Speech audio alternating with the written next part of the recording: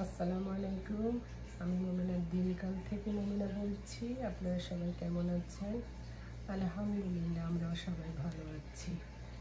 আপনারা যে যেখান থেকে আমার ভিডিওগুলো দেখতেছেন তাদেরকে জানাই আমার আন্তরিক ধন্যবাদ।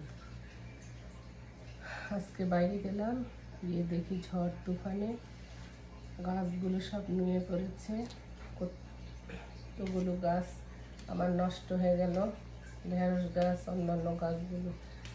আর এই ফুল গাছটার ডালটাও ভেঙে গেছে।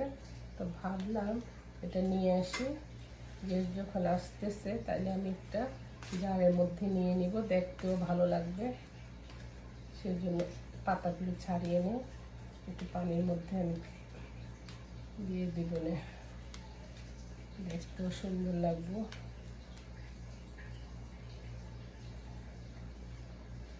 আমি মধ্যবিত্তের মেয়ে, এখানেও আমি লাইফ লিড করতেছি মধ্যমভাবে। আমি অত রিচ না, আলহামদুলিল্লাহ। হাত আছে, পা আছে, এটাই আল্লাহর কাছে বড় শুক্রিয়া। এর চেয়ে আর কিছু লাগতেছে না। একটা ডাল ভাত খেয়ে যাইতে পারলে আলহামদুলিল্লাহ। আমার চেয়ে আরও কত মানুষ আরও কত খারাপ অবস্থায় আছে। আমি তো ইনশাল্লাহ দুটা ভাত তো খাইতে পারতেছি, তাই না? আমি তো লাভদায়কভাবে জীবনযাপন না। আমার বাবার বাড়িও তো সাধারণ চাকরিজীবী মেয়ে ছিলাম, সাধারণভাবে এখানেও অনেক সাধারণভাবেই জীবনযাপন করতেছি, আলহামদুলিল্লাহ। আলহামদুলিল্লাহ, ফুলগুলো দেখতে অনেক ভালো লাগে। এত মায়া লাগছে, অনেকগুলো ডাল ভেঙে পড়ে গেছে। পাতাগুলো ছাড়িয়ে নিয়ে তারপর আমি পানির মধ্যে দিয়ে দিব, না দেখি কয়দিন থাকে।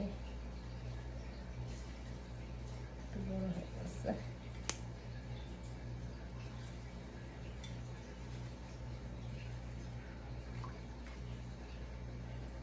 আমার ছেলের অলওয়েজ লাইফ ফুল পছন্দ করে, আমিও পছন্দ করি, বাট আমাকে এনে দিবে কে? যাই আছে আমার, আমি তাই দিয়ে সাজানোর চেষ্টা করি।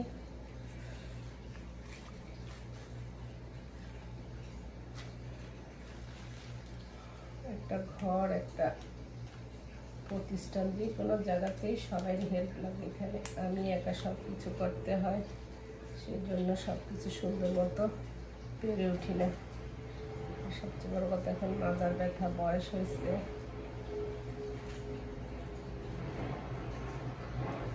আপনাদেরকে দেখাচ্ছি, দেখেন কেমন লাগতেছে।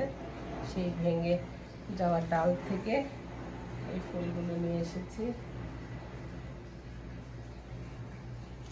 ফেলে দিতে মায়া লাগতেছে, ভাবলাম যে নিয়ে আসে পানির মধ্যে দিয়ে দিব, দেখতেও ভালো লাগবে। আপনাদেরকে দেখাই আরেকটা জিনিস। আমি যে সকালবেলা ছেলেটার জন্য একটু ওটমিল করলাম, নিজেও খাবো। দেখেন, নাস্তা ফেলে চলে গেছে কাজে। দেখতে পাইতেছেন সে কিভাবে আমি এত সাজিয়ে গুজিয়ে দিয়েছি।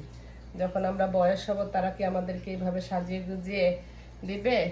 দিবে না। তখন বলে we don't have a time, তখন ইংলিশে বলবে we don't have a time.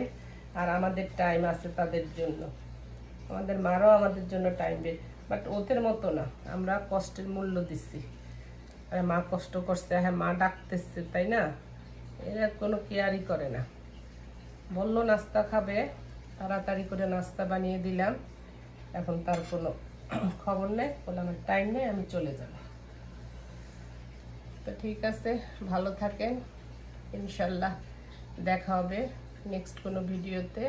আর আমার বাসার গেস্ট যদি আসে, তারা পারমিশন দেয়, তাহলে আমি আপনাদেরকে দেখাবো।